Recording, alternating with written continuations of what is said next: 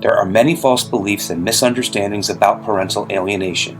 This video will examine 10 as presented by Dr. Richard Warshak. Number 1. Children never unreasonably reject the parent with whom they spend the most time. While it may seem reasonable that a parent who spends the most time with the child is protected from alienation, this is not consistent with research or clinical experience. Number 2. Children never unreasonably reject mothers. This suggests that anytime a child rejects a mother, it must be the mother's fault. Not only does this belief harm mothers who have been alienated from their children, but it's not consistent with research and clinical experience. Number 3. Each parent contributes equally to a child's alienation. A therapist might wrongly think, when both parents are mad at me, I did a good job. This belief can make professionals feel that they are being fair and unbiased, but this idea is not consistent with research and clinical experience. Number 4. Alienation is a child's transient, short-lived response to the parent's separation. There are 2 problems with this idea. The first is that alienated children don't always see the light and reestablish a relationship with rejected parent. And the second is that any exposure to parental alienation strategies can be harmful to children. Number 5. Rejecting a parent is a short-term, healthy coping mechanism.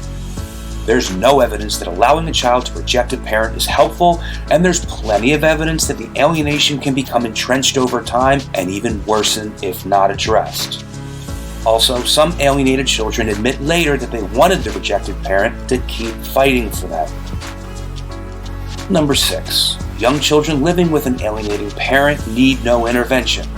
It's actually the case that rapid intervention with alienation at the beginning is better, more effective, and less invasive than waiting until the problem has progressed and everyone has dug their heels in.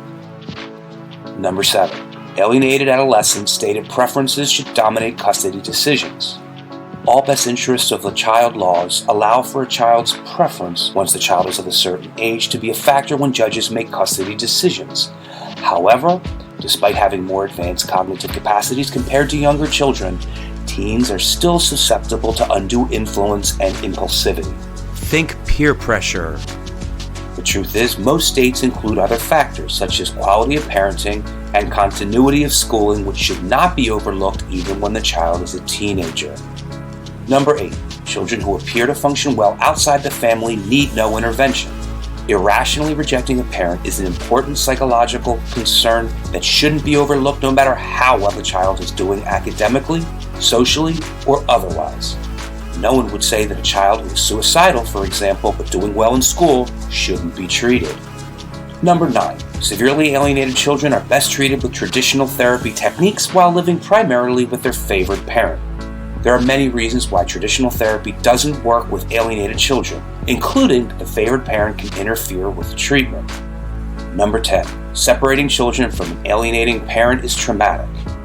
No peer-reviewed study has documented harm to severely alienated children from the reversal of custody.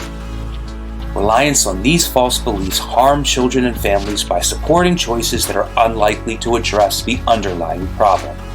Written by the Parental Alienation Study Group and produced by the Law Center. Click the link below to learn more about their work.